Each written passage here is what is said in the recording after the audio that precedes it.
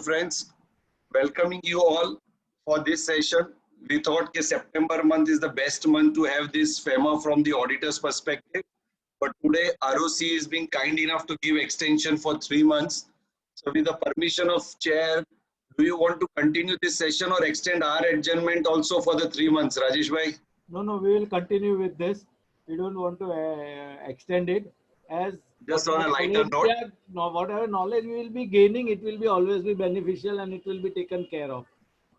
And when Perfect. you started the audits also, so I think this will be the right time. Perfect. So that was just on a lighter note. As mentioned by Neeraj, coordinator, we'll try to keep this session as interactive as possible so that any questions or anything whom you want to raise a query, please raise the query at that particular slide itself and make sure that this particular questions which are being raised relates to that slide. No more case for opinion which is not connected to this topic for the fruitful discussion. With this, let me tell you, this session is very close to all of the professionals who have been into the teaching faculty. The reason being, we need to introspect, we need to understand as to we have been signing the balance sheet, we have been giving the training to our juniors under the tax audit, under the CARO, but nobody has gone deep into from the FEMA point of view. Why FEMA is important? Because nowadays various compliance all linked to FEMA. Today, I have seen majority of the clients having some or the other cross-border transaction. It can be in the form of capital account, it can be in the form of current account transaction. But yes, there are cross-border transactions which are happening. So it is important. We as a statutory auditor, we as the auditor for the company, for the individual, for the LLP or for the partnership firm, wherever we are doing the audit, we need to see the FEMA angle to a particular transaction. Okay, so as we have been mentioned, what we have been doing under the audit is either we do the audit under the Companies Act, we do audit under the Transfer Pricing Act, but now this session, what has been 2 hours dedicated, and if required, we will have a second round. But what we need to understand, each and every aspect of my financial statements, either in the form of balance sheet, either in the form of profit and loss account, needs to be clear from the FEMA angle. So what we see on the balance sheet side is either the liability, share capital, loan, trade credit. On the asset side, the fixed asset, investment, loans and advances, bank accounts, and all those things. Whereas under the profit and loss account, what we see is the export, income, income receivable in whatever form, and the expenses for the import and other expenses. So all these things, what we see in the normal parlance of the balance sheet or the profit and loss account, we will be going through each and every part of the same. So when we are doing the statutory audit, it is necessary that my team who is doing the audit is well versed with all these things. So let us come to the share capital first.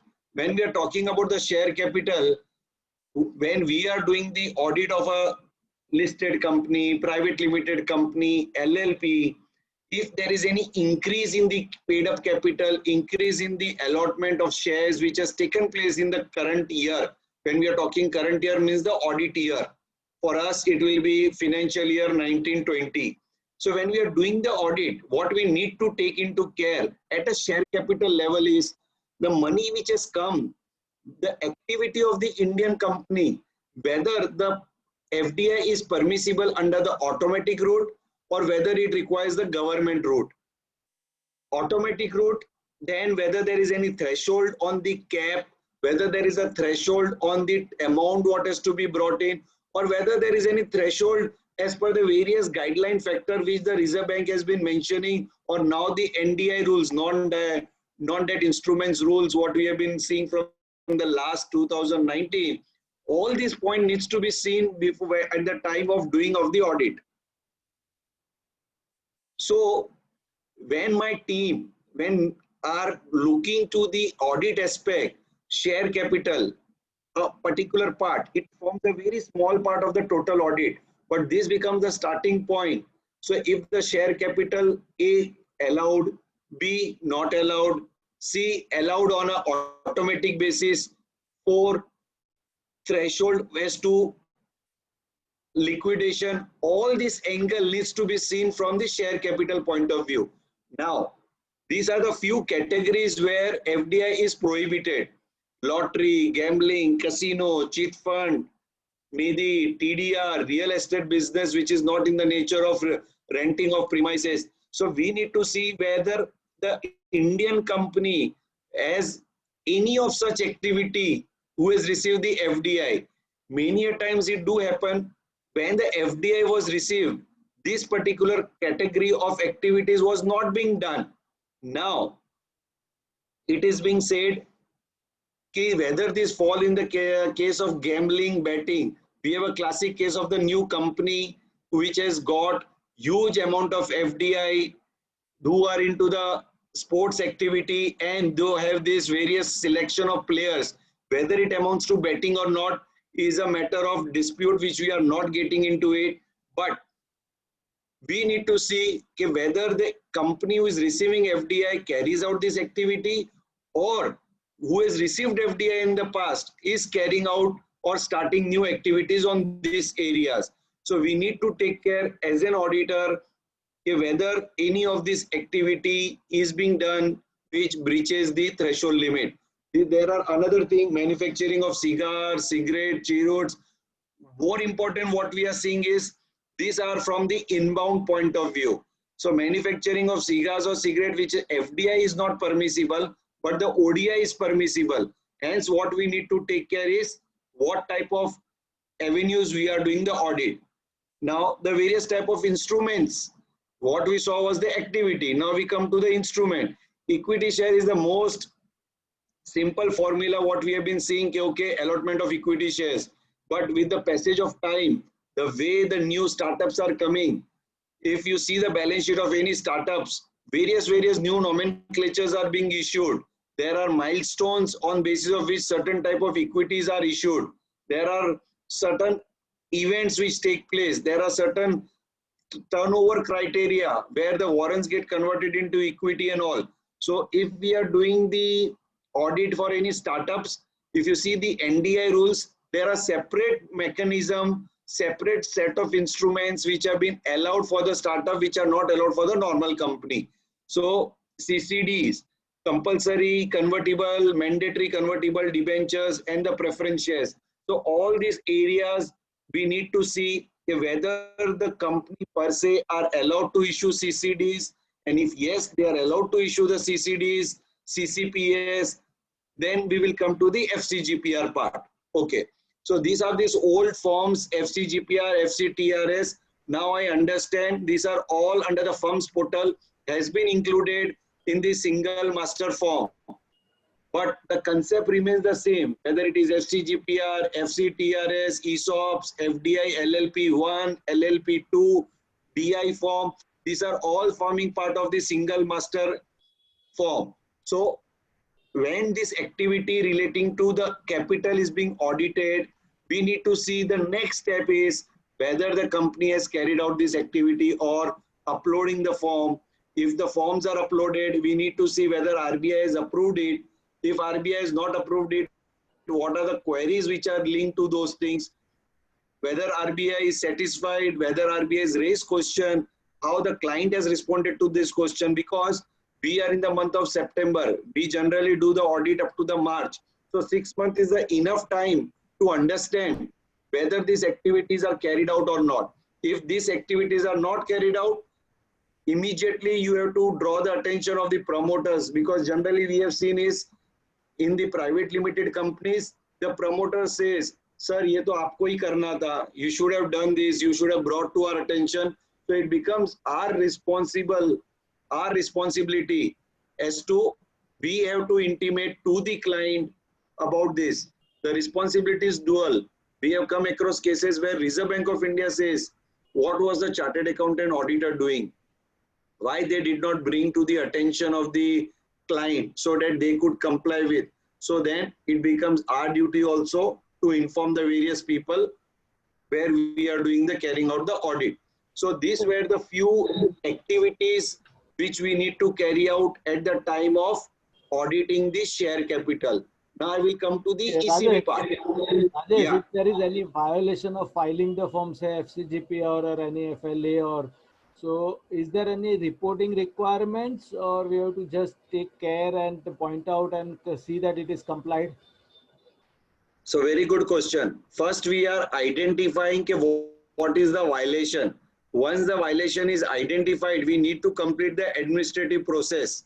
The administrative process is, let's say if the FCGPR is not filed through the single master entity form, then you need to create the entity master form, and then SMF form has to be submitted on the firm's portal. Once you submit on the firm's portal, there is a late submission fees. If this relates to pre 2017-18, then you go under the compounding, and post 17-18, LSF is the option available. So once you pay the LSF, then things get regularized.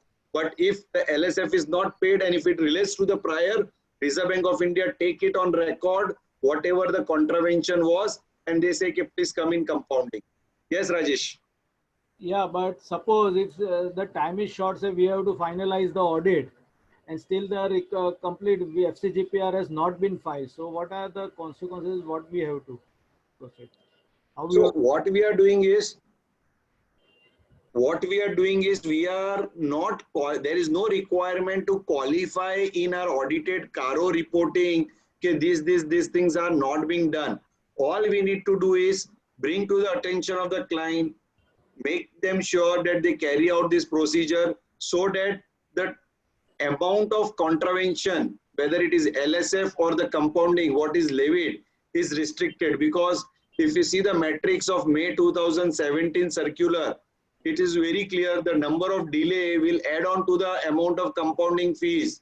So it is better, it is identified at a faster period, and then we do the needful of doing the regularization. But rightly said, no need of reporting in the audit report or any such things. Yes. Rajesh, there is one query on the chat box. So can you take a Q&A, sorry. 1 minute. Should I read out? Somehow I'm not able to. Okay, I will read the query. One Q&A. Okay. What if FDI was permitted when it was received and now it is under the prohibited category?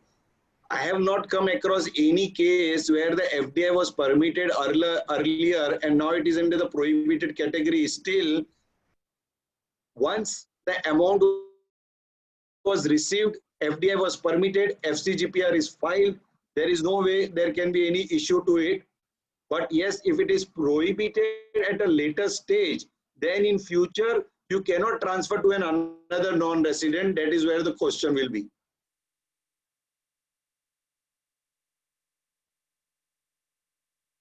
Yes. Yes, Rajesh bhai, any further question?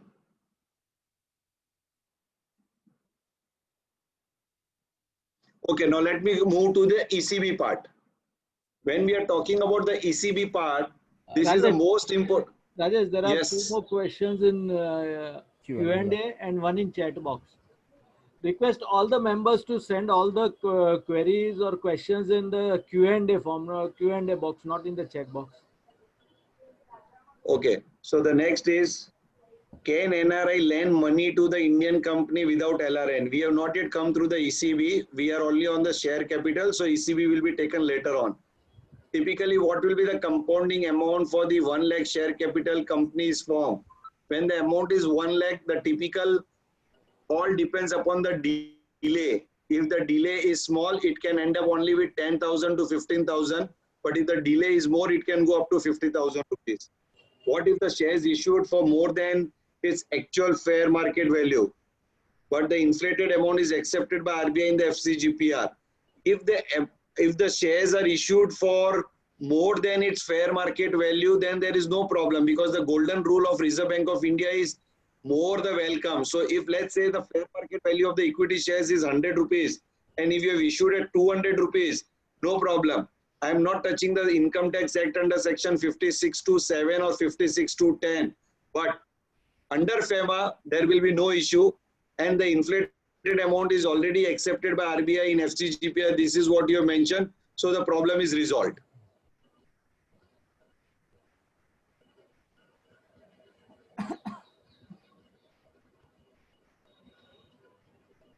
There is a next question from, in case shares are issued pursuant to subscription of MOA, no valuation is required.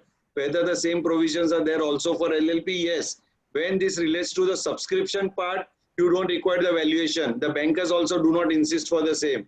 It is allowed as a part of the subscription, which is always issued at the par. In case shares are issued pursuant, this is discussed. Investment in shares of private limited company by an NRI on a non-repatriable basis, whether FCGPR to be filed. Very important, reason being, schedule FCGPR is linked to schedule 1, whereas NRI on a non-repatriation basis is under schedule 4. So when you go to schedule 4, there is no reporting required. The easiest way is, if there is any default or any valuation issue or anything where the investment has come from an NRI, it is better to treat it on a non-repatriable basis. So you are totally out of any of the compliance which is defined or mentioned under schedule 1 of NDI rules.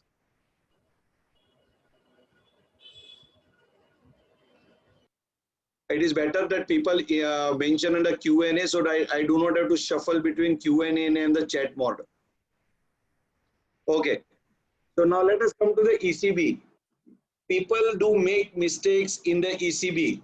Bankers are the other people who also make mistakes in the ECB. But if you read today's Economic Times, today is the first time when the ED has levied the penalty on a Standard Chartered Bank on a different item, but authorized dealer generally go away with the penalty. It is the client who has to bear the brunt of the FEMA regulation.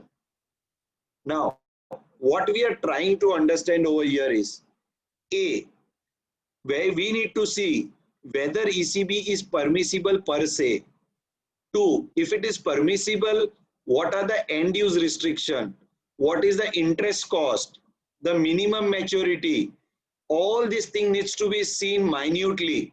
Whether the interest is being paid on time, whether the tenure has come to an end. All these factors needs to be seen. ECB1, ECB2, the form which needs to be submitted. If you go to the LSF, that is a late submission fee, the highest amount of compounding fees or the LSF which has been prescribed is on the ECB module. So we need to take care as to when the client has ECB or a foreign currency loan or external commercial borrowing, whether it is a FCCB, foreign currency convertible bonds, whether it is the masala bond, all this characterization where either the lender is a non-resident or whether the amount involved is in a foreign currency, all these things needs to be taken into care before getting a go ahead into the ECB.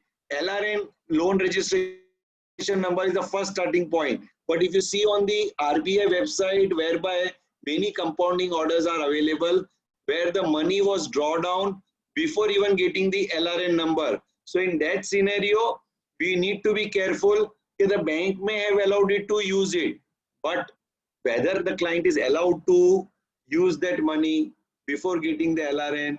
Number 2, the LRN is received, the money is received, it is used in those old days when the working capital was not allowed for the purpose of ECB.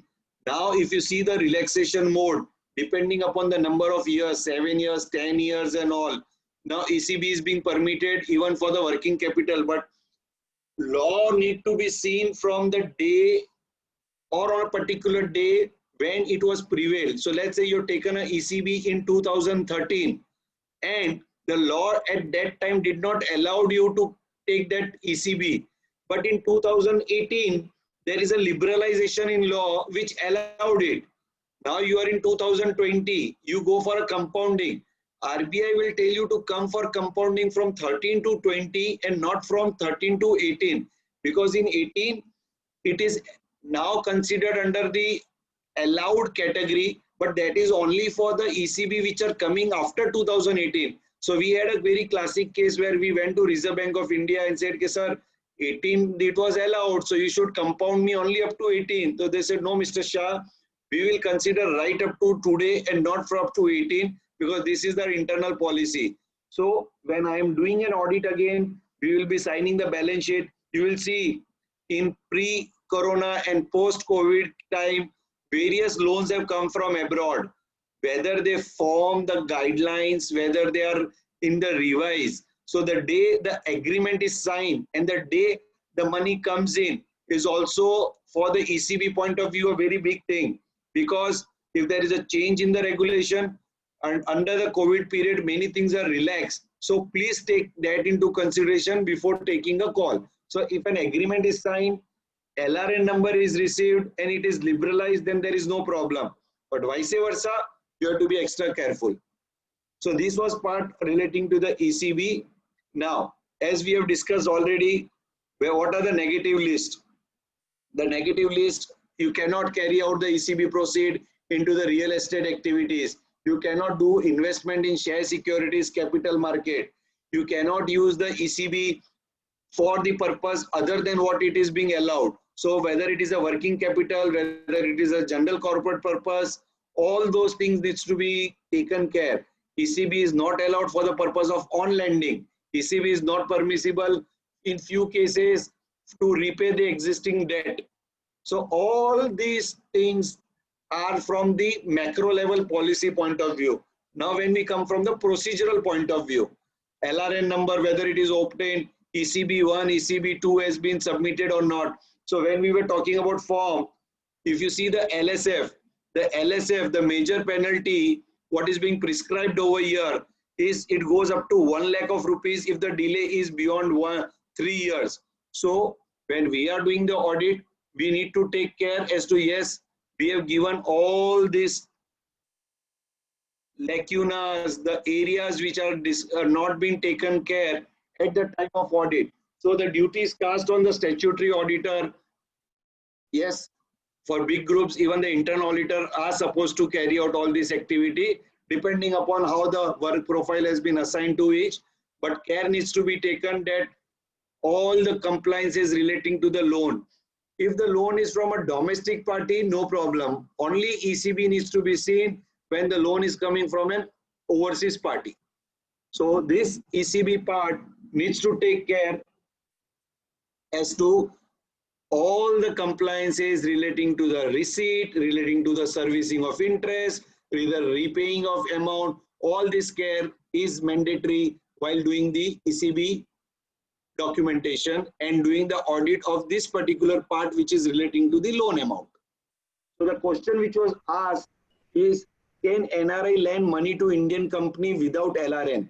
Now I presume when you are talking about NRI lending money to Indian company is from abroad, the ECB guidelines will apply and LRN is mandatory. When the loan is coming from the domestic NRO account or NRE account, it cannot be given as a loan, because if you go to the compounding session, we have seen where such compoundings are taken place where let's say an NRI has given loan to his private limited company, family company, free of interest, at a small interest. Per se, it is void ab initio, it is not permissible. Do we have to go to Schedule 1 if NRI investment is to be made on a repatriable basis? Yes. Whether it is NRI, foreign investment, foreign company, foreign trust investing into India on a repatriable basis, there are Schedule 1, Schedule 2, Schedule 3, Schedule 5, 6, all those schedules are applicable. Only Schedule 4 deals with the non-repatriable basis. Even if shares are issued at face value of 10, FCGPR reporting is still required? Yes.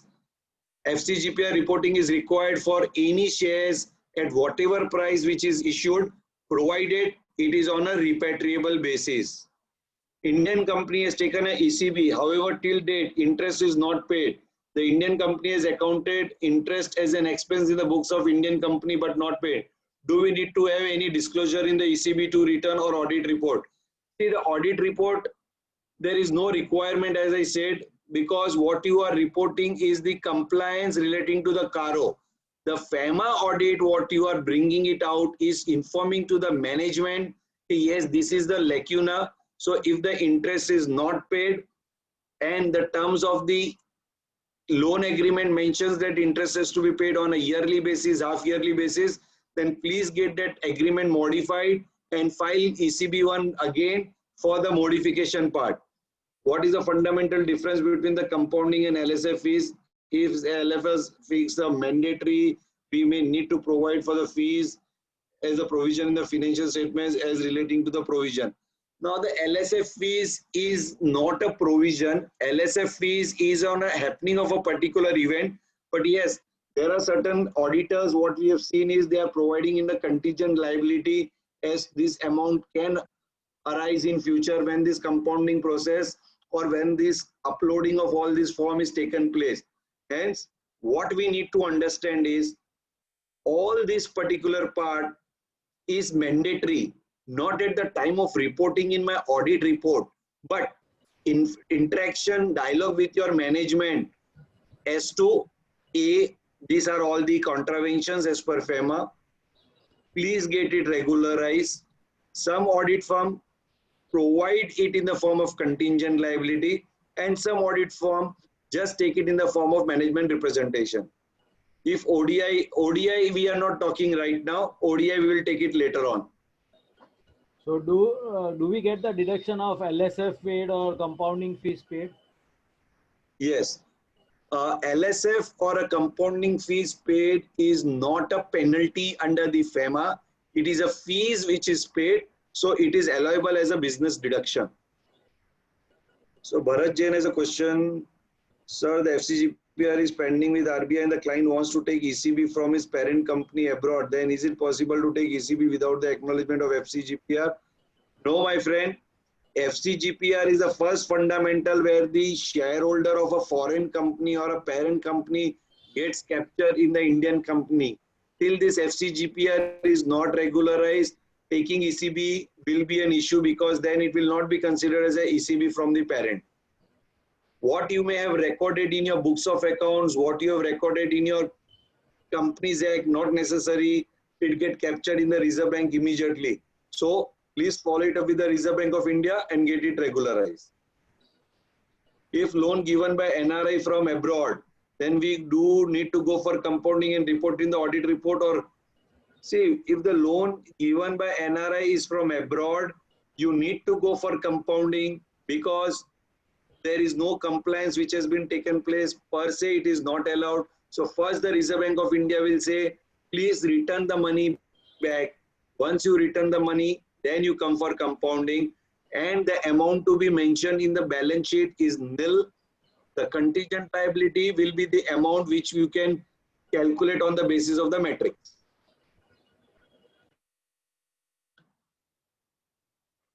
My request to Neeraj, as soon as I go through those queries, just move it to the answer sheet or a dismiss part, so I know only few questions which are left to be answered. Yes, sir. And there is a question from an anonymous attendee. My request is to please change the name because as per the CTC protocol, we are not supposed to reply to anonymous attendee.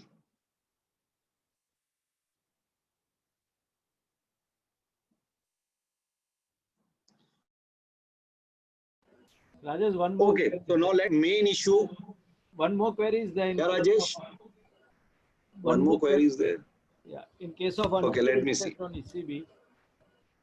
Sorry. In case of unpaid interest on ECB, can borrower write back the interest? 1 minute, 1 minute. Required or after write back interest? Okay. In case Arti's query, in case of unpaid interest on ECB, can borrower write back the interest whether prior approval required or after write back intimation is to be filed? So, good question. There are two views, two thoughts possible. There are two views of the different type of schools. One is if you amend your main loan agreement and which says the overseas parties has given you the right to write back and they waive the recovery, then you can do it without prior approval of Reserve Bank of India also. There are certain chartered accountant firm who is saying, you know, any write back requires prior approval of Reserve Bank of India. We have seen the cases where the people on the basis of the loan agreement being a commercial agreement, it is not a contravention of any guidelines. Hence, they are writing it back the interest without taking the prior approval of Reserve Bank of India. But yes, we have seen cases where client wanted to be on the right side without any dispute relating to the interpretation. So they went to Reserve Bank of India and Reserve Bank of India had given the permission to write it back. If NRI grants friendly loan to the individuals, any violation happened? Yes. Any friendly loan given to a relative is only permissible if you go to the ECB guidelines. Any permission, any loan given to an individual which are not relative does not come within the guidelines, and yes, there will be a contravention. Any question left? Pankaj Bhai has raised an issue. Pankaj Bhai. Neeraj, can you just unmute Pankaj Bhai? Neeraj? Yeah. Done, sir. Yeah, Pankaj Bhai, please go ahead. Unmute yourself. See, till now, RBI has not come out with any terms and conditions in consultation with the central government. And that regulation says that it is subject to terms and conditions. So what stand we have to take while advising client? You are talking about ECB write back of interest? No. About this loan from individual who is a NRI OCI relative. Pankaj Bhai, you are very clear that loan is a capital account transaction. What is being specified is loan can be taken only from a close relative. Yeah, but that is subject to terms and conditions to be prescribed. So those terms have not been prescribed till now. See, the terms and condition may not be prescribed, fine. But what is permissible primary is only a loan from the close relative. We are talking whether we can take a loan from a family. Sorry, non-family, friendly loan. No, when it comes from, say, relative, then what stand we have to take? Okay, when you're talking about the any loan which is taken from the relative is permissible to the extent of 3 years tenure, whatever has been prescribed. To that extent, there is no. See, that was in earlier notification 3. Now in 3R, there is no. As of date, there is nothing which is being prescribed. So all you have a guideline available with you is from the prior one. Okay. You will see, let's say you will give a view that till there is no guidelines which is being prescribed, you cannot take a loan. That is one way. Yeah, so that is what.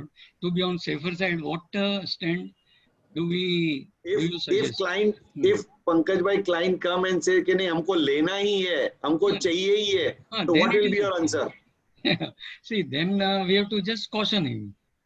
Absolutely. And see, the today's topic is the FEMA from the auditor's perspective. So here we are not giving the guidelines whether you should take or not. Here we are saying if you have already taken, where you have to report and what. Okay. Okay. Because what to be done is a different issue.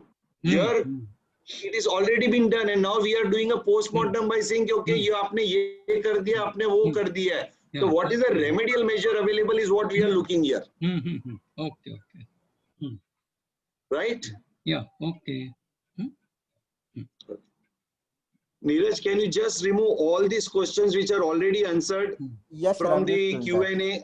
Yeah, I'm doing that, sir. One more query. Okay, the last one is there from the Abhijit.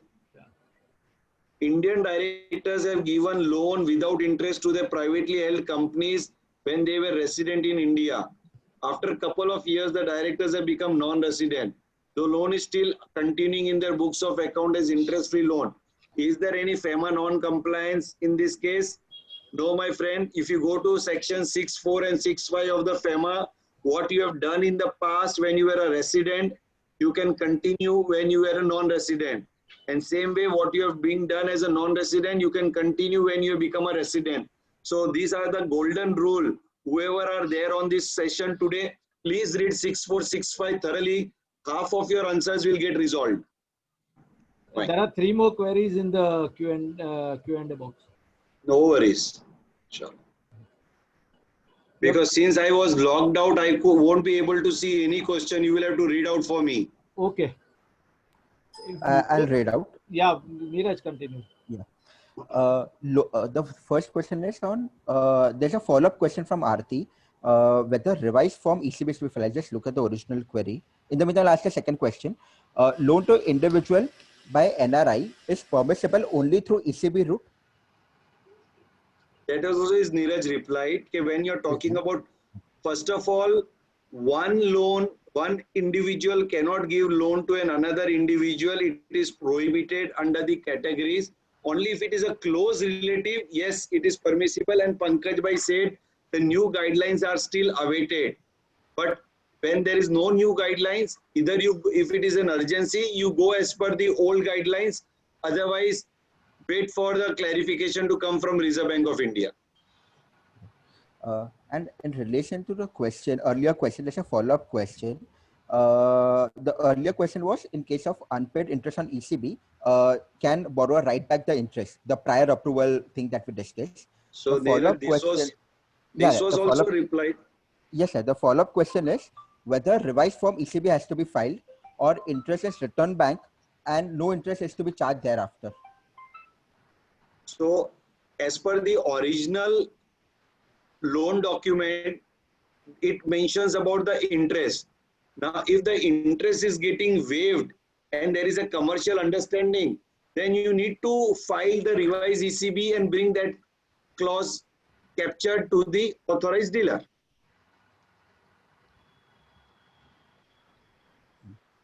Prakash Bhai is writing where the Indian party is a contract manufacturer from the foreign company and raise the bill with cost plus 10.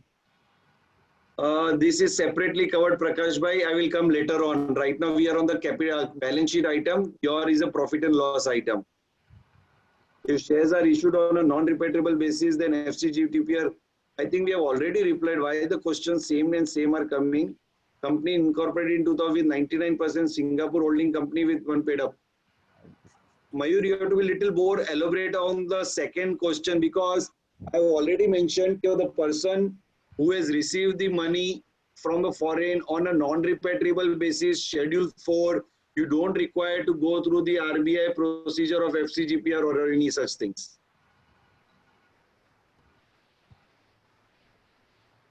Rajesh, you will have to share your presentation. Yes. Give me a second.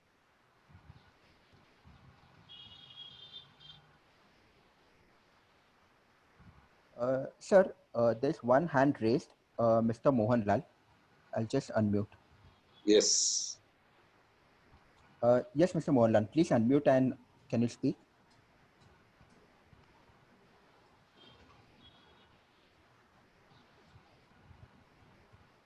Hello?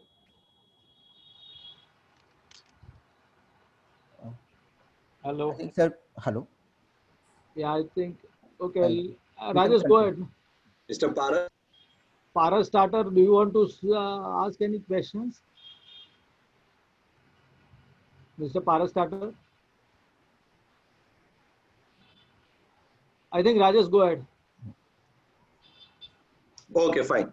So friends, this trade credit, what we are going to see in the next two slides, are the most important thing. Reason being, we have seen majority of the issues which comes in the trade credit form only. Now, what are the type of trade credits? A, when I'm importing goods, credit limit of 1 year. But you will all realize that when we are seeing the balance sheet, the goods have come from the foreign company, which is my parent company. Money has not gone outside India. It is lying as an outstanding creditor.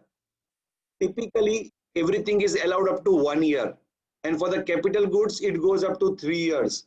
But if there is any amount which is outstanding more than this period, whatever is being mentioned, Of course, during this COVID period, RBI has further liberalized. But beyond that, when we are talking, when we are doing the audit, when we are discussing with our team, when we are talking to them, make them aware. Because what they generally do is they carry out the leisure scrutiny and all without getting deep diving into cross-border transactions. Trade credit refers to the credit extended by the overseas supplier, banker, creditor, parties. The limit is 6 months, it goes up to the 1 year. But if it goes beyond 1 year, it doesn't fall under the automatic route. Because after a period of 1 year, when you have to go to make the payment, the banker will not allow. The auditor will be asked, how did you allow this amount to remain in the balance sheet on the credit side without taking RBI approval? So it is very important in this particular part. Advances are received from the overseas party. The goods are not exported from India. This is also, our limit is 1 year. Where any advance is received, the goods has to go outside India within a period of 1 year. So all credit amount lying as a liability on the balance sheet side needs to be monitored thoroughly. This is the major area where Reserve Bank of India, you will see the compounding application has taken place and they levy a majority of amount. I have a client, goods are imported from 2008, 10, 12, 15, and till today, they have not remitted the money. Reserve Bank of India say, why this money has not gone back? The answer is, we do not have the money to pay back. All the money which is received through the sale of this good has gone for the working capital requirement. So earlier the working capital requirement did not allow ECB for the purpose of working capital. So this way, many clients have done this thing. So it is not permissible and care needs to be taken of either reporting it to the client and making it mandatory. Please take the Reserve Bank of India, because there is no mechanism whereby I as an auditor can write to Reserve Bank of India. This can come as a part of notes to accounts, but there is no way of reporting in the audit report. So these were all linked to the liability side. Now let us move to the asset side. When I import the goods, I have to make the payment. When I purchase, there are goods which are purchased under some scheme of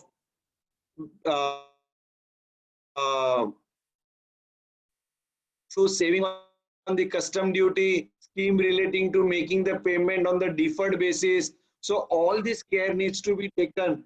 If without any prior approval of Reserve Bank of India, you cannot have a deferral payment beyond either 6 months or 3 years in the case of capital good. We have recently got a client where foreigners have sold the machinery and the payment is given as a 5 years time. Commercially, yes, we should be very happy that the client has got 5 years payment term, but under Reserve Bank of India, under the FEMA guidelines, this is not permissible. So care needs to be taken that when you see the asset side of the balance sheet, if any addition to the fixed asset has been done in the current year, we as an auditor needs to be see whether all the payment has already been made or whether it will be paid within the time frame from the bill of entry. Generally, the time which is being considered for making the payment is from the time of bill of entry and not from the time of bill of contract. Where there is any agreement or such, bill of entry is the important point.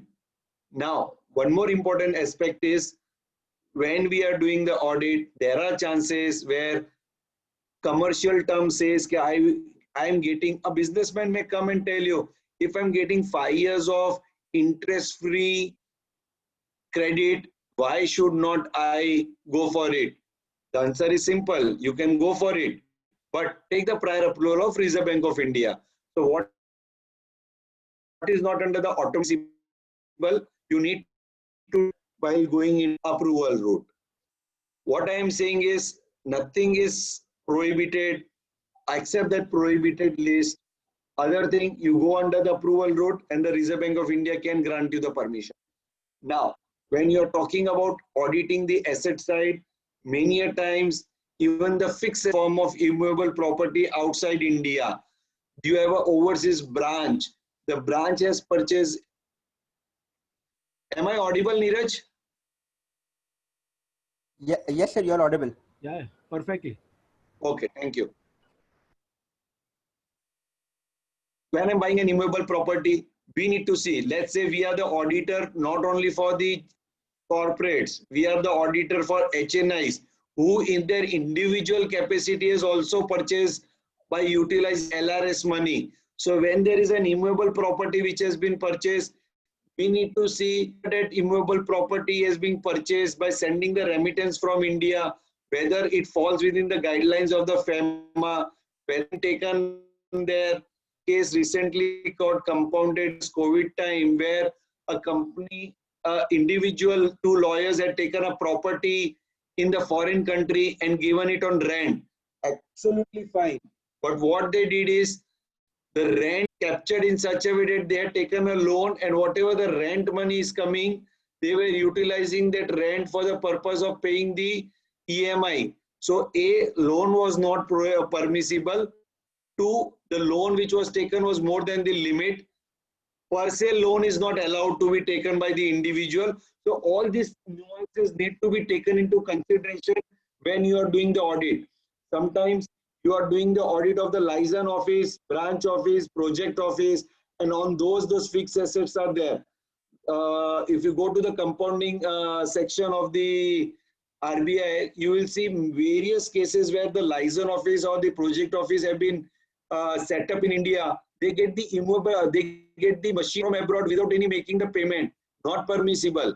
When you have an Indian party who has created project office abroad, whether property is purchased in the sync with the guidelines, all this part needs to be seen when you are doing the audit.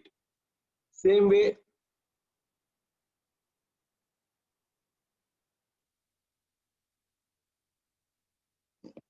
now,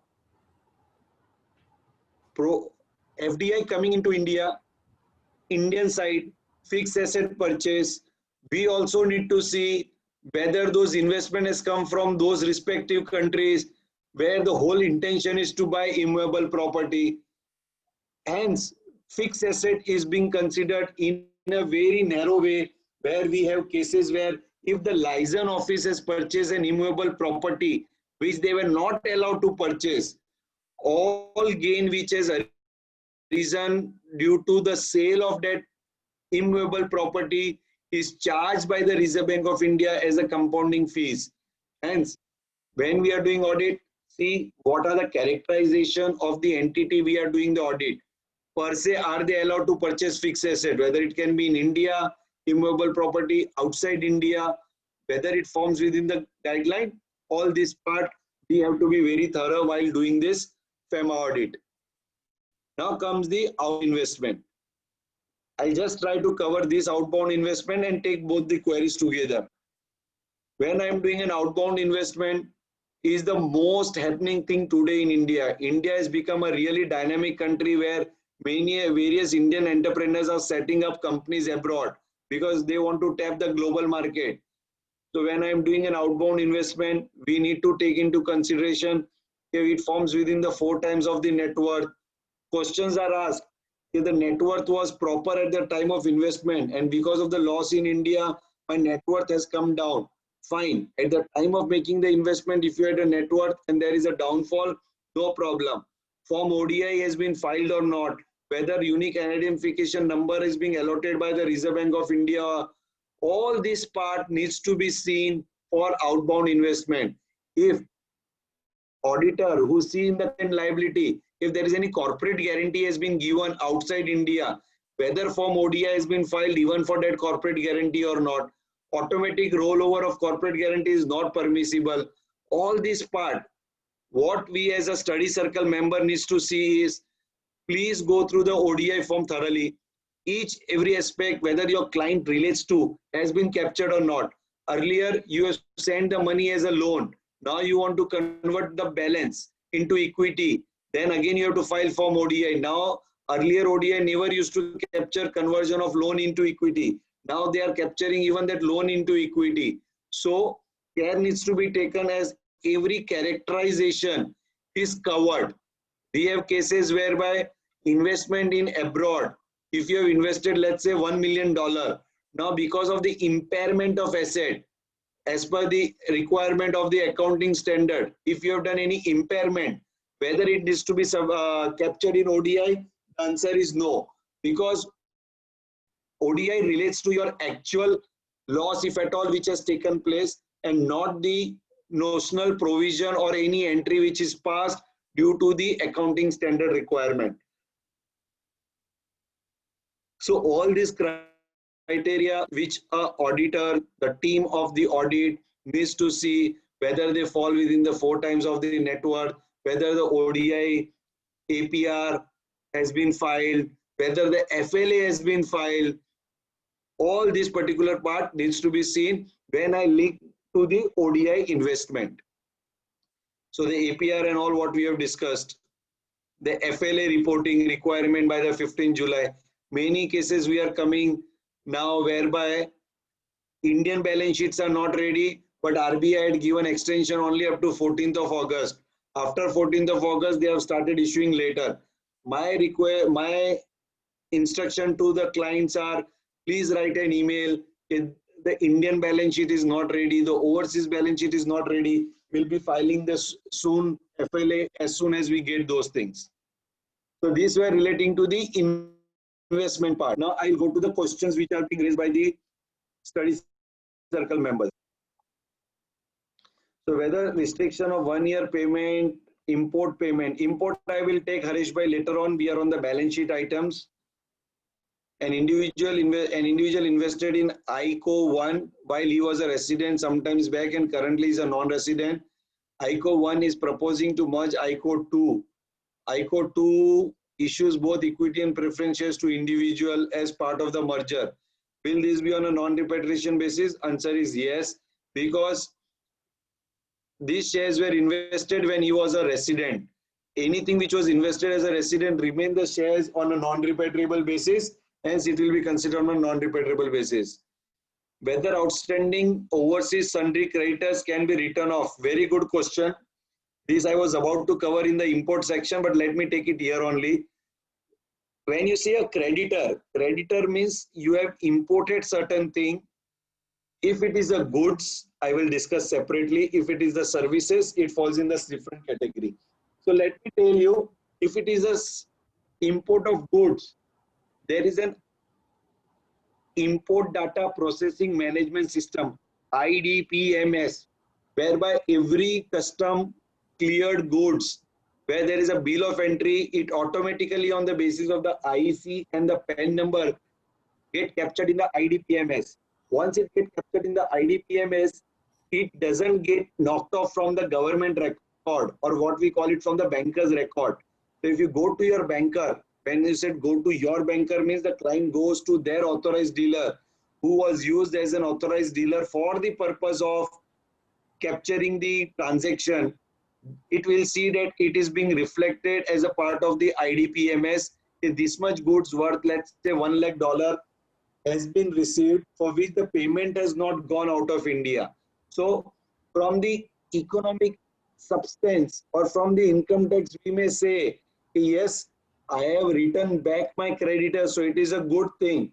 But Reserve Bank, don't take it in this way. You require prior approval of Reserve Bank of India to write back the goods and clear off that entry from the IDPMS system, which captures the bill of entry where the goods have entered into India. Similarly, when you are doing import of services and when the payment has to go, again, two school of thoughts. A, there is no capturing under the IDPMS, no bill of entry is there. You write it back. You don't have to report to Reserve Bank of India. This is one way, one view taken. The other view is still it is an liability. It is an import of services. Liabilities towards the overseas party. You need to take Reserve Bank of India's approval. In 8 to 10 cases, we have gone to Reserve Bank of India and Reserve Bank of India has given us the permission for write back. So this means view is when the Reserve Bank of India is giving you the permission, that means you require the prior approval. But least said the better. There are two ways. people are being doing it. Coming to Harish Bhai query, whether restriction of 1 year time period for import of payments apply for the merchandise export. See, let me tell you, merchandise export is separately covered in the export-import master direction. There is a separate guidelines relating to this. So there is an import leg within which the money has to be received, and there is an export leg. You can make the payment for the export leg only once you receive the money from the import leg. So this is to be seen in total isolation. General guidelines relating to export and import will not apply to the merchant transaction, because in merchanting transaction, all you rely is on the credential of the client. No goods comes to India, no goods goes outside India. Hence, the lag which is being mentioned over here is you need to get the money for the import before you make the payment. Okay. In case of disinvestment requiring approval, the client has already disinvested with write-off. However, ED Bank then mentions that only approval for compounding disinvestment. Yes. Now, how to disclose the same? Few audit firm has taken a view the contingent liability relating to this has to be mentioned. Hence, they covered in the form of contingent liability. But the other few chartered accountant firms are saying okay, this will depend upon the future outcome. So as and when the outcome comes, that time will be reported. But yes, we need to bring to the attention of the client that this is mandatory, without which you will have a problem in future. We have recently got cases where the auditor has written off all the outstanding debtors and creditors to clean the balance sheet. And when the banker wrote to client, there are more than 32 transactions where the goods are exported outside India, money is not received. When the goods are imported to India, money is not paid. 32 transactions, and if the detailed supporting documents are not submitted, they are saying they will refer the case to the ED. Hence, on the balance sheet, it may look everything is clean, but the IDPMS and the EDPMS system, which captures all these goods, needs to be studied properly from the IC point of view. Whether payment to foreign vendor for right to use of software needs any permission or reporting. There is no permission reporting. When the payment is made to foreign vendor for right to use, there is no reporting, because there will be no bill of entry, because it's a software, right? Now, various questions are being asked relating to friends. We need to understand here that we are doing audit of the balance sheet where the year is already been done.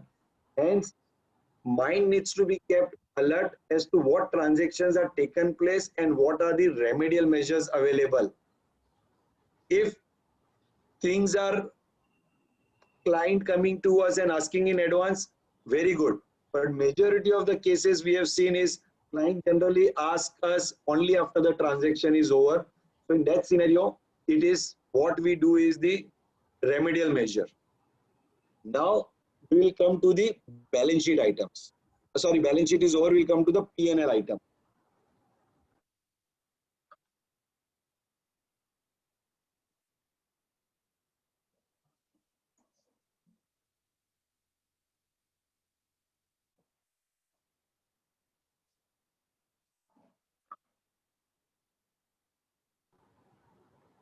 Sir, not able to hear you. Okay. And I just taken a Yeah, please. referring to the import and export. Okay, fine. So now when we are talking about the export and import, let us go. COVID is a temporary phase. What we need to understand is a normal parlance. And when we are doing the audit, we are doing audit of March 20, where the COVID was not into the full-fledged existence for our country. So when we are importing the goods, we need to make the payment. When we are exporting the goods, we have to receive this payment within the time frame which is prescribed. So when we are doing the debtor aging, when we are doing the creditors aging, we need to first have the filter as to how many parties are the cross-border transaction and whether those aging period has crossed the threshold limit what is allowed. And if yes, when I come to the export, you need to file form ETX, extension of time. This is what they call it. If you file an ETX form, then the matter is resolved. If not filed, please tell your client to file the form ETX. Once the ETX is filed, you get a 6-month extension. 6 months is already over, file an ETX again and take the next 6 month extension. Same way for the import of goods, where you're not make the payment, there is no form which has been prescribed. So what you will be doing is, you will be making a plain paper application to your authorized dealer, asking for the time, okay, kindly give me 6 months or 1 year to make the payment. And Reserve Bank of India has made the payment. Now, due to the COVID, they have extended to 15 months. That is fine, but those things need to be taken care of.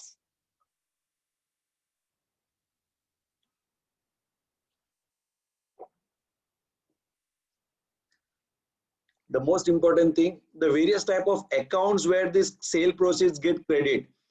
Everybody are aware, when this EFC account is open, what you can bring in is only the equity part. You can, you can bring only the export proceed and not the equity part. We have come across cases where the equity is also credited without the knowledge of the promoter. The bankers have already credited. There is only one section. If you go to this EFC account, they have foreign currency also, they have allowed equity to be credited provided the end use is to send it abroad. Other than that one particular part, all the money which is coming to the EFC can only be by way of export proceeds and no other way. Same way you have various type of accounts. So care needs to be taken is those accounts where the money is being received are relating to the trade transaction.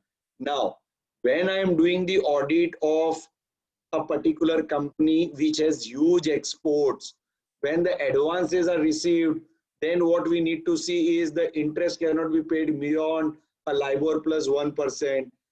Beyond 1 year, your export will not be allowed, because let's say you received the goods on the last 31st July 2019 and this 31st July 2020 has already been gone. You will not be allowed to knock off your export against this old advance. You will require prior approval of Reserve Bank of India. They generally do not give this automatic, they do not accept it, they require prior approval. So all this care, whatever the conditions which are being prescribed under the master direction of export, when we are doing the audit, we need to take care. We have cases for the compounding whereby the export is being taken place to A party. Money is received from the B party. It may be allowed in their home country, but India will not allow it. So there has to be a agreement or a contract to that effect. You submit it to authorized dealer. We as an auditor has to ask for an export profile and the import profile of a respective client from the IDPMS and EDPMS to do the bank reco. How we ask for a 31st March bank balance confirmation from the banker to match with the bank reconciliation statement. Same way, when you're doing export and import, and if the volume is very high, you need to capture this in the form of reconciliation of IDPMS and EDPMS. We have come across cases where the IDPMS and EDPMS as per books are not matching with those things. The reason is the money is received from the same party, but against the different invoices. The bank knockoffs different invoice and the client knockoff different invoice. Somebody goes on the FIFO basis, somebody goes on the LIFO basis. So all this reconciliation needs to be done as an auditor to be on the right side. Somebody asked me in a different session, sir, where it is written, I need to do all this thing. This whole session, what we are doing today under a study circle is not out of any statutory compliance. Let me tell you, this is more from the professional point of view. In listed company, they have made it as a corporate governance where the board of directors ask a report from the compliance team whether all the FEMA compliance are on record or whether there is any contravention and what is the measure which is being taken by the company to carry out the compounding or whatever the contraventions are regularized. So export import are the main crux whereby all this deviation, all these compliance problem do arise. So whenever we are doing, generally we do not concentrate more on the revenue part, or we call it as a current account transaction, because we generally feel everything is allowed under the current account transaction. is not the case. We need to be extra careful when we are doing the current account transaction FEMA audit, because we have found maximum number of violation in the current account transaction, because what is automatically permitted, we generally end up doing more problem. Now, when I'm sending the advance, if the advance is for the services, the limit is $500,000. All this care, unless and until you are well versed with the well versed with the master direction on export and import, you will be difficult to correlate. So as an advice, please have a separate session for the export and import, so that you will come to know each and everything. Take the write-off. When we are writing it off, we generally write it off as a normal thing. Okay, 3 years are already over, party is not traceable, you write it off, which is not possible in the case of cross-border transaction. When the party is out, when the party is overseas party, you need to see the threshold limit of 10%. Exporter can write off 5%. Through AD, you can write off at 10%. So all these things we need to take into consideration. Certain things, eligible cases of write-off, you need to go to a banker if it is beyond 10% and say, okay, why I want to write it off. All these criteria need to be taken into consideration before writing it off. Now, coming into the set off, we generally have this principle of, okay, party receivable A, payable to again A, you net it off and you get the net amount. Certain parties of some group companies received from few countries, payable to some few other countries, net off, matter is resolved. It doesn't happen. Set off is permissible only for goods and it is not permissible for services. And at the same time, when you are setting it off, it has to be within that 180 days. Beyond 180 days, again, it requires prior approval of Reserve Bank of India. When you are doing a set off in your company's books of account, you need to intimate to your authorized dealer who will do the corresponding entries in the IDPMS and the EDPMS. Till it doesn't get clear from the EDPMS and IDPMS, it will still remain as an unclosed entries. Same way, when we are talking about export, there is the same things vice versa for the import. All goods, whatever you are importing, the payment has to be made within the period of 6 months. If there is a trade credit which is available, you can go up to the period of 3 years. But if you contravene any of this thing, then you will have to go for the purpose of compounding. Time limit, what we discussed. Again, for the period of this COVID, it has been extended from 6 months to 12 months. Now, advance. We generally send the advance. When we say we is the client of ours. So when any amount is remaining as an advance in our balance sheet, we need to see whether the time frame is over. $200,000 is the amount which is available for advance. Now, when we are talking about $200,000, this $200,000 is per company as a payer. You cannot give $200,000 to 10 companies. Same way, $500,000 is for the services. Beyond $500,000 services, you need to take the permission of the bankers, which generally the Reserve Bank do not give in the case of services. Write-off up to 5% for the operational reason is being permissible. Beyond that, you require the prior approval of Reserve Bank of India. So this is what we have been talking about, the export and import of goods and services. Now we'll go to the Q&A before going to the P&L item. Okay. So Prakash bhai, in one case where the Indian party is a contract manufacturer from foreign company and raise the bill with a cost plus 10%. However, during the year end, we find that actually it is cost plus 8% or cost plus 12%. Whether the debit credit note should be raised, and when such debit credit note remains unsettled at the year end, what can be FEMA issues? Again, it's a matter of dispute. When you have raised a bill of 10%, if it was 8 or 10 or 12%, it should be settled prior, because once you have raised, it gets captured in your books, then writing it off becomes little difficult. Hence, you should take care as to things are settled, crystallized, then only you raise the balance debit or the credit note.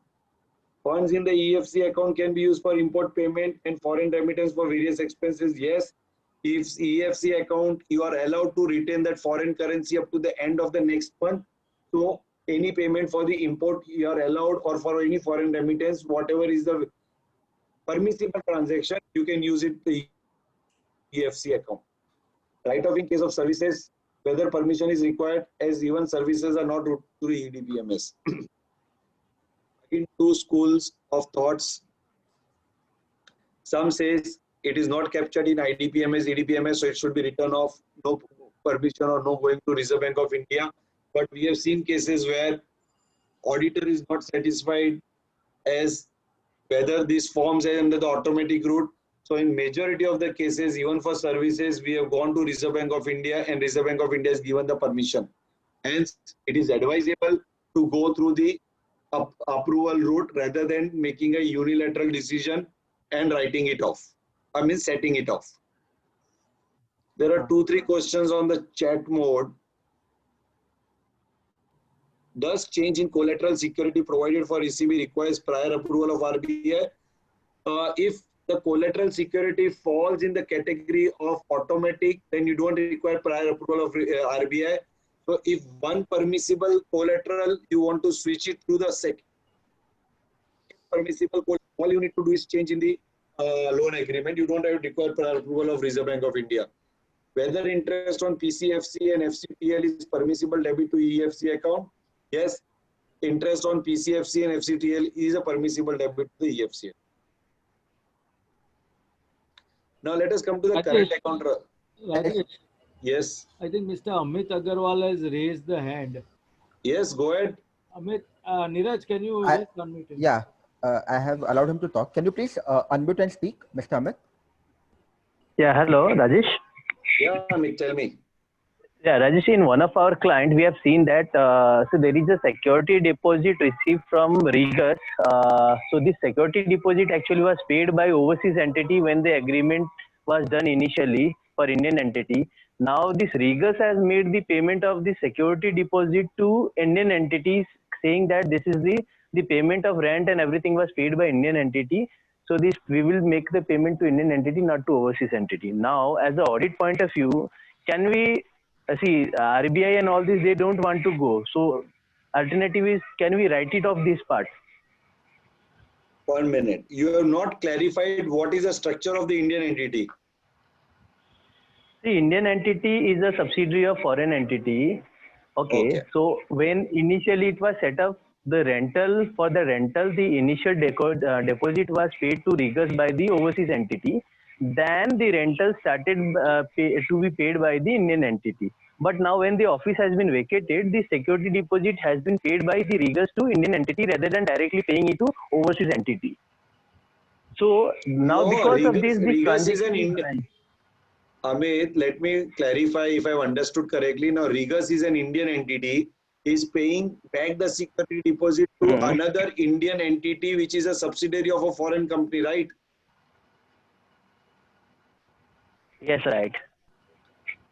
Please go ahead.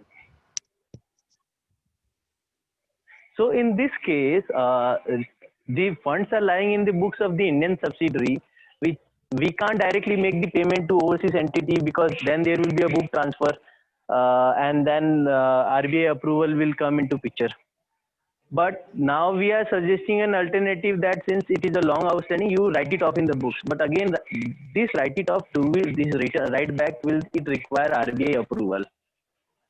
Technically speaking, forget about write back.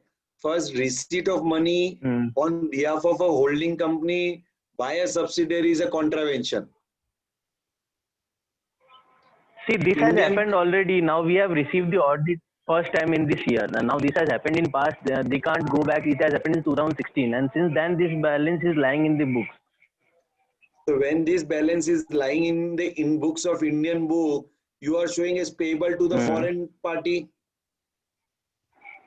No, we are showing as payable to Regus only as such. So bank debit to Regus. This is the initial entry which is still continuing as a other payables in the book. So your client has not captured the overseas party at all in your books of accounts. Yes, yes. because you have received it from Regus, but it was paid by the foreign party. So in your Indian books, you are showing as payable back to the Regus. Yes. So legally, you So have if to I go write to it Reserve off Bank. without Legally, saying, sorry. yeah, please continue. Sorry, yeah, please. Strictly speaking, as per the FEMA guidelines, you have to go to Reserve Bank of India and get the permission that this is how the money had come in. Now the transaction or the contract with Regus is over. So kindly give me the permission to send it back to the parent company. This is the legal option. People who are doing the And shortcut are, okay, as you rightly said, they are writing it off in the books of accounts. Nobody gets captured. Matter is over. okay. And do you think any penalty exposure in this transaction for the Indian subsidiary point of view, since it has been See, holding the funds for on behalf of overseas entity since long? as I said, you could not have, you means the Indian company could not have taken it. So when we are speaking at a study circle forum, the right Hmm. approach would have been to go to Reserve Bank of India, take the permission and send the money back. Hmm. Clear? Okay. And in terms of audit part, what documents you suggest for me to take as auditor while I am signing off this financial this year So when you for are signing the 1920? financial of this year, this amount is showing as a payable. Get a party confirmation. Things will be clear. Okay, they will not Yes. give a confirmation. Okay. Neeraj, Yeah. Amal wants to. I'll unmute. Just a minute. Yeah, Just Amal, go ahead. Rajesh bhai, Yes. this is in connection with EFC account. Hmm. So there is a limit that I can hold the EFC account, the currency in EFC account, which is say 1 month after the month of receipt. So basically, there is no limit. There is unlimited amount. I have to convert back. I have to convert Yeah, the back. conversion is only relating to the month. Correct. But I have a commitment. Then in such cases, I can hold the amounts in EFC account. Sorry, Correct. come again.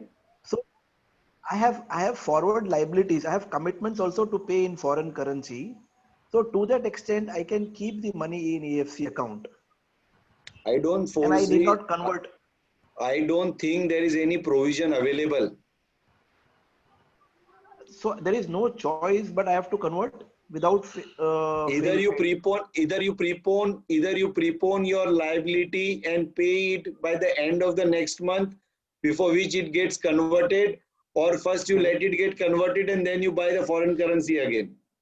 No. So one of the para I was reading somewhere where it said that if you have a liability, you can hold those amounts provided you inform to your banker that these are my liabilities which are due in say coming months, and hence I keep it in EFC account.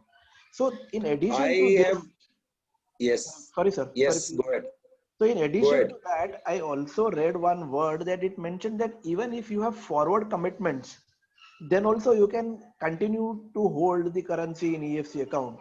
So just wanted to understand what do you mean by forward commitments, because I did not see any clarification on what is forward commitments.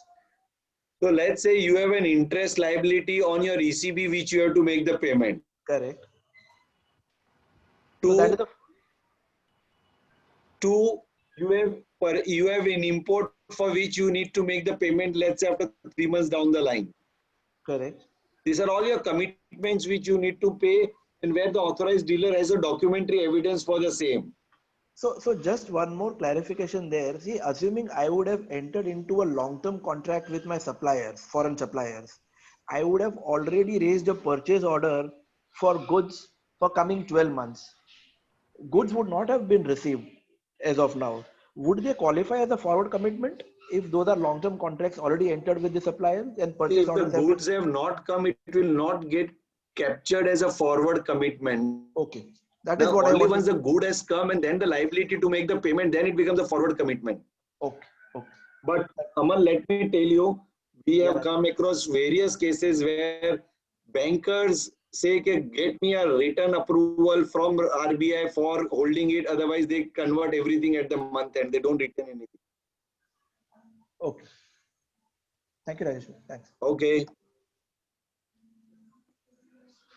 So there are two questions Chairman, in Q&A book. should we, yeah, two questions, okay. So Mr. Saurabh is asking if any company which is formed in April 20 is issuing equity shares to foreign national in exchange of its consultancy services, that is the consideration is other than the cash, then the valuation report from the merchant banker is required. Now, the merchant banker report is mandatory if you are going as per DCF under the Income Tax Act. Under the FEMA, all they are talking about is the any approved method by a chartered accountant is also permissible. So if an Indian company is issuing equity shares to a foreign national in exchange of his consultancy services, the valuation report from the merchant banker may not be required under the RBI. It can be from a chartered accountant. Foreign parent has remitted advance to Indian subsidiary against services to be provided to the parent. Still, there is some portion of advance in balance sheet which exceeded the period of more than 1 year. See, when it is of the services, it is more than 1 year. People are generally raising the bill and closing the matter rather than going to the Reserve Bank of India for adjustment of services. For adjustment of goods, the Reserve Bank is very strict. For the services, they are little liberal.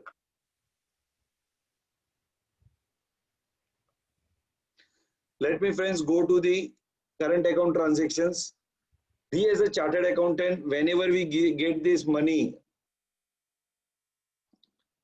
whenever we get the invoices for the money to be paid, we just see the treaty applicability and see कि 15 CB में कितना TDS कटेगा, क्या treaty apply होगा, which article, and then we straight away issue the certificate.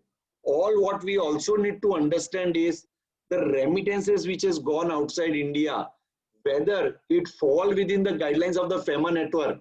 So some transactions which are not permissible as per FEMA, and if you make the payment, then there is a violation. So before making the payment, make sure, or before issuing the CA certificate, make sure that whether it falls within the guidelines or not. So when I am talking about a current account transaction, you go to the CAT rules, Schedule 1 to Schedule 3.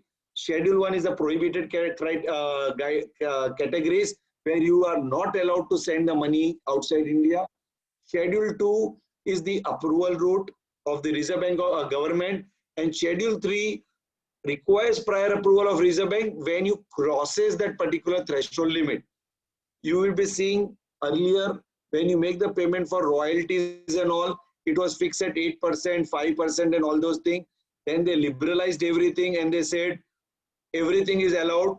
You don't require prior approval of Reserve Bank of India. Now the government is again contemplating, okay, yes, the royalty which is made payment, royalty which goes to foreign counterpart requires to be kept, which is a news item in last 1 week. So when we are making the schedule payment, we need to see whether we fall in Schedule 1, Schedule 2, Schedule 3. And the transactions, whether it falls within the parameter of FEMA. So what are Schedule 1 under the CAT rules, current account transaction rules? These are the remittance for the lottery, remittance for the purchase of racing, right? Payment of commission on export made towards equity investment in JV on Indian companies, callback services, all these things, you cannot make the payment. Hence, we need to see while doing the audit whether any such payment has gone over outside India. Schedule 2, you require Government of India. So if any payment which is going in this category, we have cases where the clients have sent the money for the transponders and all those things. You require prior approval. When you are talking about Schedule 3, whenever you are making the payment, that $250,000 has been subsumed for the individual, for the capital account transaction as well as the current account transaction. Whereas for the purpose of corporate, the $250,000 doesn't apply. Then it goes into the different category. So when I'm doing the audit of an individual, just make sure in what categories he or she is making the payment so that it doesn't cross the threshold limit of $250,000. When it comes for the facilities other than the individual, then as I said, for them $250,000 is not applicable. For them, All what will be required is whether the payment is for intensive project, whether it is for the infrastructure projects, all these criteria needs to be seen. What we need to see when we are making the payment, there has to be a corresponding agreements. Agreements need to capture all the payments which are going. If any payment which has no threshold limit under Cat 1, Cat 2, Cat Schedule 1, 2, 3 categories, then it is totally allowed. No permission, nothing is required. Only the commercial parlance needs to be seen, because the banker, while making the remittance, they ask for the agreement copies. So when we are doing the audit, make sure that whenever this payment is going outside, it all falls within the 4 FEMA pillars, which is permissible or not permissible. This what we have been talking about is the current account transactions relating to the remittance. Any payment which is going for the purpose of personal in nature. Let's say we are talking about the audit, we are talking about audit of the individual. There are compounding cases where a biggest lawyer of this country received money in London as a professional fees. At income tax purpose, the auditor captured that revenue into India, offered it for taxation, but under the FEMA purpose, that money never came to India, and that money got merged in the LRS bank account which was opened outside India, which is a violation. So the remedy was to bring that money back. It is mandatory to bring the money back, because if you see section 8 read with section 11 of FEMA, any revenue which is generated outside India in the form of foreign currency, you need to bring back to India within the time frame for which it has been prescribed. Few more areas which is not captured on the individual level, I would like to take, since the time is available for us. When we see the balance sheet items,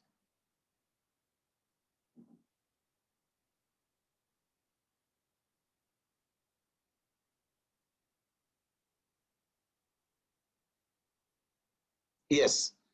When we see the balance sheet items, there are 2 items, which is loans and advances, and the last is the bank account. What we need to take care, when the Indian balance sheet captures certain loans and advances which is given outside, there is a requirement under CARO where you cannot give at a loan which is less than 6-7% prescribed as per law. The money which has gone outside India has a time frame within which it comes to India. My duty as an auditor is the interest which is supposed to be received is received within 60 days or not. If it is not received, then it falls within the category of contravention. Bank account which is opened outside India, or a currency which is being taken by the Indian company for its employees who is going outside India, we need to take care. The time frame is 180 days. Let's say the client has the Forex card which is taken, and the classic example is now many of our clients have taken the Forex card in the month of February or March, and now the COVID has taken place. 6 months has lapsed. There is no foreign travel. Bankers have started issuing letters to the client saying, please come and surrender your foreign currency back, because 180 days is the time limit within which you can use the currency, otherwise you will have to surrender it back. There is a threshold limit of $2,000 which you can retain, but beyond that $2,000 you need to surrender it back, which is a mandatory requirement. So when we are talking about the loans and advances or bank account and all, we need to be very careful, as when we are doing the audit, when we are doing the physical currency, let's say the physical currency inventory, when we are taking, we had cases where the client had traveled to Australia for some business proposal, and that business did not materialize. He came back, he gave the currency, 10,000 currency to his cashier with the traveler's checks and everything to the client's cashier. Cashier retained it on the presumption that somebody else will fly back to Australia and he will use the same currency. 6 month lapse, 31st March 2020, we get the balance sheet. Foreign currency in Australian currency, you cannot retain it because that 180 days have lapsed. So you need to inform them that you cannot hold this thing. You will have to surrender it back to the authorized dealer because that lapse of time. So all this part, what we are looking to, needs to be seen in detail when we are doing the audit from the FEMA point of view. At the cost of repetition, let me tell you, whenever we are doing the FEMA audit, reported either under the CARO, under the Income Tax Act or anything, what we are trying to do is help, be a beneficial to the management. Okay, these are the contraventions what your company has done, and it is in the interest of the company to get it regularized by doing the administrative procedure and then either going by way of the LSF or the compounding. One question was asked whether compounding or LSF is optional or not. Everything is optional. LSF is the easiest and the fastest mode which they have derived now, where like an ROC where you make the penalty and everything get regularized, you pay out 10 times, 9 times additional fees. So LFSF is nothing but an additional fees you are paying to get it regularized. Clients not going for LSF can go for the purpose of compounding. And if few clients decide, you know, I do not want to do compounding also, then the last resort is the Enforcement Directorate. They are busy nowadays, but yes, there is no end limit where your case cannot take up. So in today's article of Economic Times, the case relates to 2010 when the shares of a particular bank was taken by the another bank by way of collateral, and then their transfer took place. We are in 2020. After a period of 10 years, an amount of penalty of 100 crore has been levied. So let me tell you, friend, FEMA, compounding, you have 6 months within which everything gets regularized. But ED, there is no threshold limit. When we move from FERA to FEMA regime, the threshold was 2 years within which there was a sunset clause and it needs to be done. But once the contravention is under the FEMA, there is no time frame by the ED within which they need to do a adjudication. It can go for n number of years, and it can order can be decided by the adjudicating authority maybe even after 5 years from now.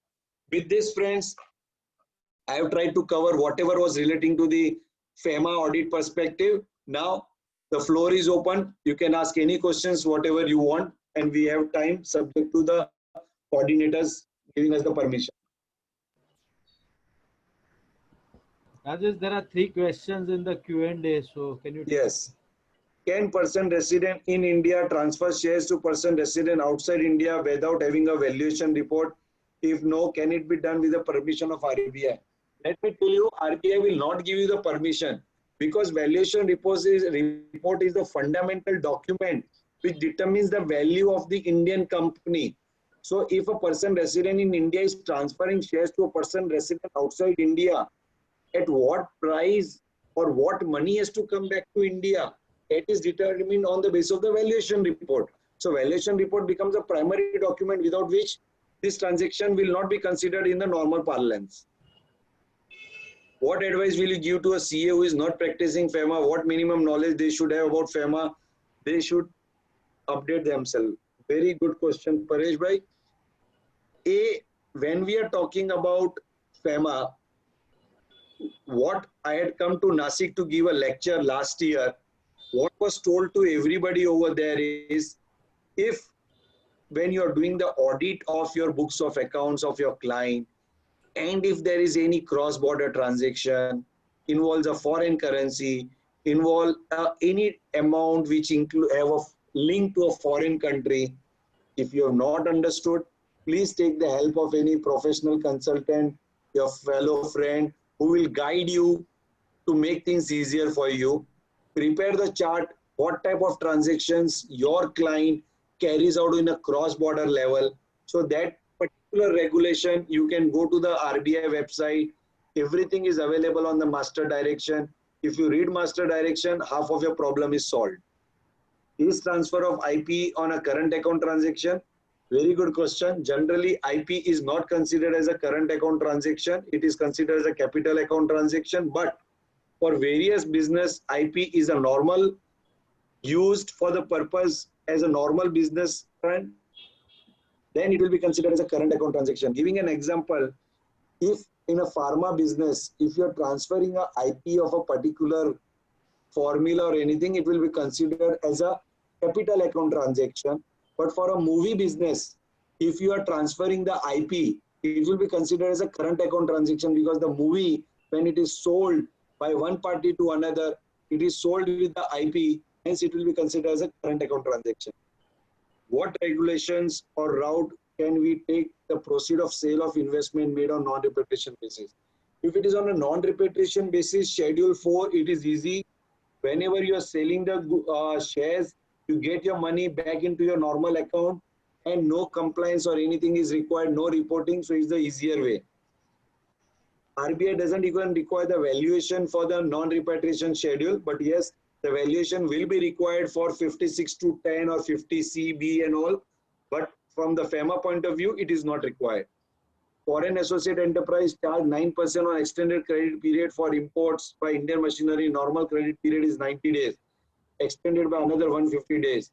Can Indian subsidiary really pay 9% interest? Will the balance not paid become a deemed ECB after 3 years? Yes, there is few conflict of regulations between the transfer pricing and the FEMA guidelines. But yes, when you go to Reserve Bank of India, show the mechanism as to yes, it is mandatory to charge and all these things, Reserve Bank of India may grant you the permission. So if we want to take this money abroad, my friend, when it is a Schedule 4 on a non-repatriable basis, you cannot take it money abroad. You bring the money into India account. If you are an NRI under $1 million scheme, you can take it abroad. In case of a downstream investment, if required filing and statutory audit is not done, when there are any repercussions on the statutory auditor? Yes, Aarti, if you see the downstream investment guidelines, it is the responsibility of the statutory auditor of the first level Indian company to see that all the subsequent step-down subsidiaries in India have complied with this downstream investment. So there it is being mentioned that the statutory audit report has to capture this thing, and it is the duty of the statutory auditor to do this.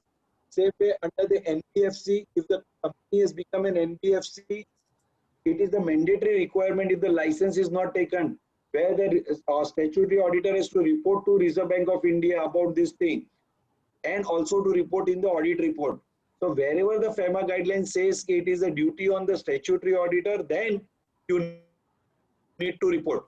Same way in the ODI guidelines, if you see RBI has come up with the master direction whereby if your client has made investment abroad and if the repatriations have not come back in the form of export proceed or interest or royalty, you need not cite form ODI again for this as a statutory auditor. Now there is a certificate which has come in the ODI certificate by auditor that all the other compliances have been taken care of.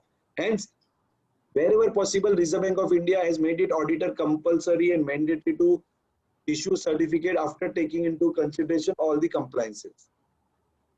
Many a times the client do not inform, but it becomes a duty of the statutory auditor, because if your first level Indian company is a foreign owned Indian company, then it is mandatory to comply with all the future stepped out downstream investments. Can Indian company make payment in Indian rupees on behalf of his foreign parent to an Indian service provider to the said foreign parent? No, technically speaking, Indian party cannot make the payment unless and until it is linked to the commercial transaction. So if I am doing a particular work for the foreign party, and if I have to make that payment to the Indian party in composite contract, then I can make the payment, and not only for the purpose of section 3, if you see very clearly prohibits the same. The Indian company has made investment abroad in ODI. Indian company has made investment abroad ODI. The investment was made in 15. Now it is in 19. The overseas company was closed down by the court order of that country. Now after that, this order, the ICO was required to file the disinvestment form, but the ICO failed to do so. Also, the said facts that the FCO was shut down not known to us. It was brought to notice in 2020 at the time of FLA.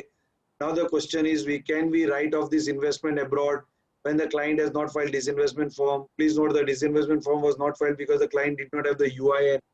If we can write off, when what to be done?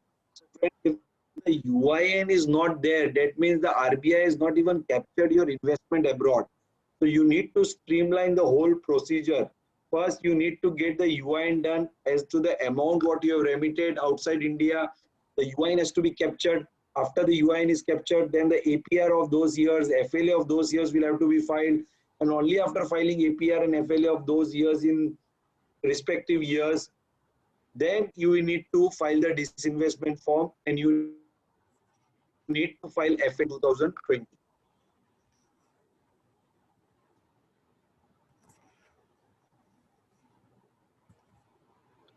Chairman, anything else left? I think there are no further questions. We'll wait for a couple of minutes. So if anybody wants to pose the question or raise their hand. Just give 1 minute, because Yeah. if nothing is there, then matter is over. We should not wait for them to create any queries. Yeah. One more question has come up, Rajesh. Okay.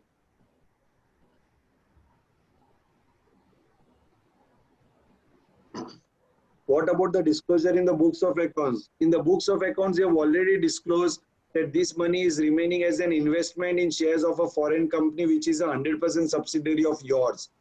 So from 2015, this exercise should have been done. Nevertheless, better late than never. Do it now, get everything regularized, and do the proper compliance of total transaction. It is the easiest and the best way solution to your client. Thank you everybody for the patience hearing. Hope to connect soon for any further queries.